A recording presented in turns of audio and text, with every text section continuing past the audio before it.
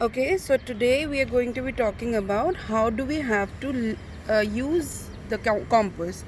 So as we can see, we have a compass and it is in the resting position. The needle is actually, dwindling a little bit, but still it is not moving that much. So if we utilize this particular compass, we have to calibrate it. We just do it the infinity way and rest it on the area. So it will take up the north automatically. And let it set. And I am on the terrace right now, and it's the best place to notice any degrees because there is no interference of electromagnetic field. So let's see once it is set. So now it is looking more set, so we can just place it over this sheet of degrees, the dial, and you have to put this thing just facing here. Okay, so let's just see now where this n is going to be resting. So wherever it is going to be resting, we are going to be minusing 360 from that degree so that we get the total difference of the degree of the site. So let's say if at all it is resting out here around 315, we need to find out exactly in between the same degrees of this area.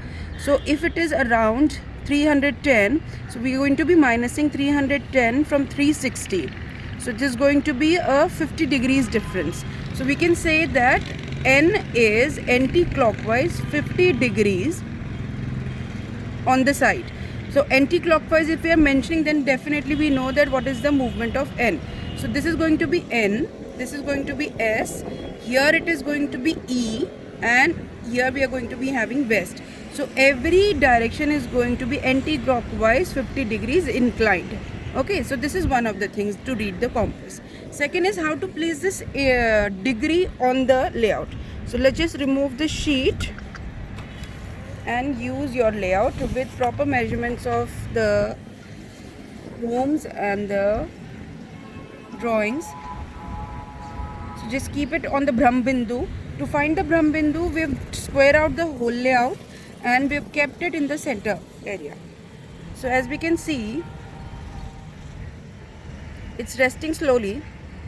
So this particular time we are going to be understanding that this north, we just have to mark a point here to do the extension, to know that this is the north of the layout, this is the south of the layout, and here from east we are going to be marking out here and west here.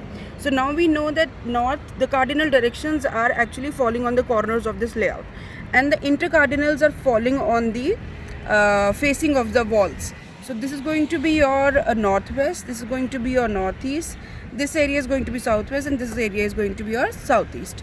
So we understand this way, when we have these directions, we are going to be doing the extension and which room is falling in which area.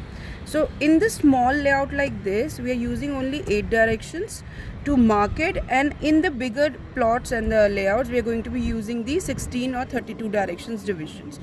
I hope this is very much clear, and in case if you would want to utilize your iPhone or any GPS activated digital compass, you can definitely use that, but to me, I generally use a manual compass on the sides. Thank you.